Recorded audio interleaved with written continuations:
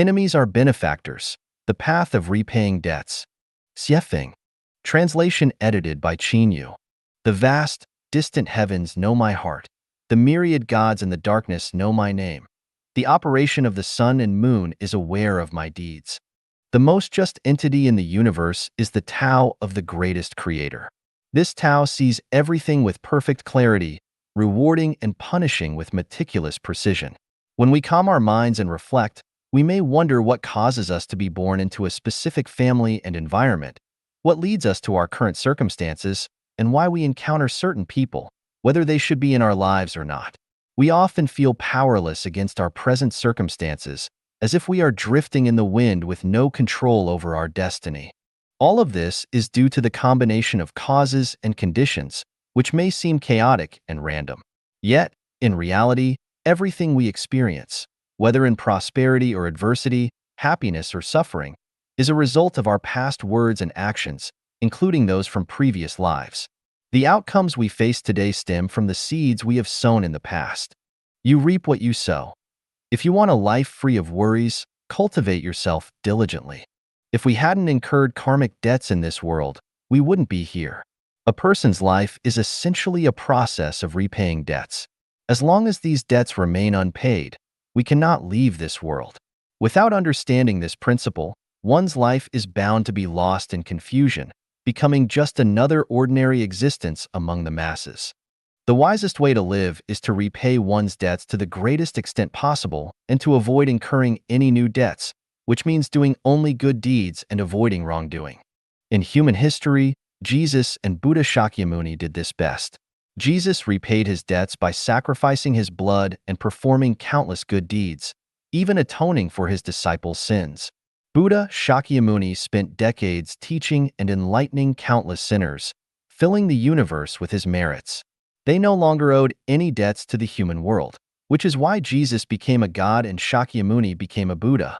In the mythological novel Fengshen Yeni, The Investiture of the Gods, Neza tore out his intestines and carved out his bones to repay the debts he owed to his parents, ultimately reincarnating as a lotus flower and becoming a minor god in heaven.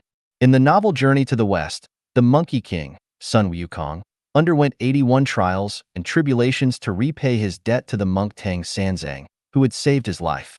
Even when unjustly accused by Tang Sanzang after the incident with the white-boned demon, Sun Wukong, despite his anger, knelt to the monk, striving to repay his debt.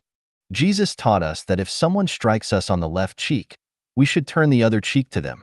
Buddha Shakyamuni earnestly advised that if we are despised by the world, our previous sins will be eradicated. Even Mao Zedong taught that the humblest are often the wisest, while the noble are the most foolish. The celestial Laozi taught that to save and help someone, the Tao must first let them endure suffering. Now, let's consider how to repay our debts. We are born between heaven and earth, absorbing the essence of the sun and moon, the vitality of heaven and earth, and enjoying the caress of nature. Thus, we owe a debt to nature. To repay this, we need only be grateful and refrain from spoiling it. We live in society, protected by its laws and constitution, which means we owe a debt to society. To repay this, we must avoid opposing the government. Our life comes from the greatest creator, so we owe a debt to the greatest creator. To repay this, we must follow the way of the greatest creator. Our physical bodies come from our parents, whose love and care are as high as mountains and as deep as the sea. We owe them a debt, which we repay by dutifully honoring them. If we have a master who has enlightened us, guiding us onto the path of life, we owe them a debt, which we repay by expressing our gratitude. Other debts beyond these great obligations must be repaid precisely. Mere gratitude or thanks is insufficient. First, let's address the debts between spouses. Husband and wife are like birds in the same forest, but they fly apart when disaster strikes. When the end of life approaches, it's too late to repay debts. Therefore, we should endure more of our partner's frustrations during everyday life, giving them as much freedom as possible. Even if we end up with a green hat, infidelity, we shouldn't hold grudges or seek retribution. Instead, we should feel joyful. Why? Because such debts can be canceled, freeing us to follow our own path. Next are the debts owed to our children. Children are our creditors by nature, born into our families to collect their debts. We should repay these debts with no complaints, with wholehearted effort, and with joy. There's no room for bargaining. Just give without expecting anything in return. Whether or not they honor us is their business. The less filial they are, the more thoroughly we repay our debts. Even if we end up starving, dying of illness, or without anyone to bury us, we should accept it with no resentment. The humbler our death, the more honorable our life.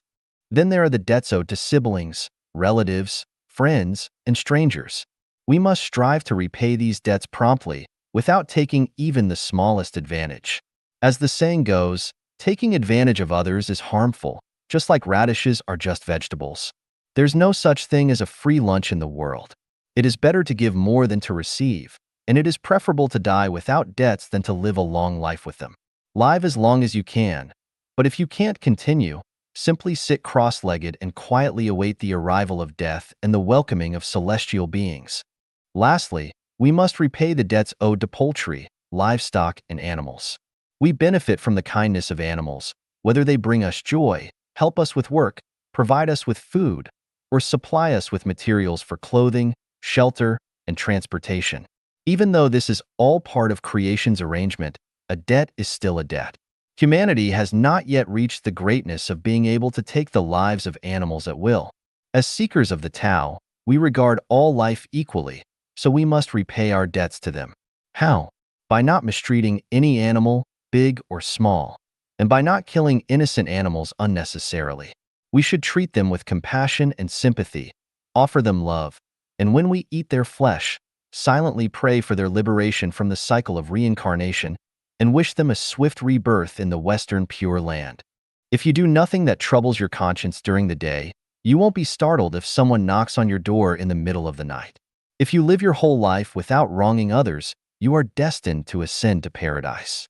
In addition to the ways mentioned above, there's another channel for repaying debts by treating your enemies as benefactors.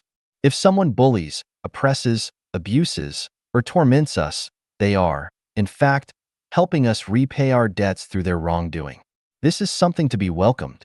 We should gratefully accept their actions. Benefactors are enemies, and enemies are benefactors.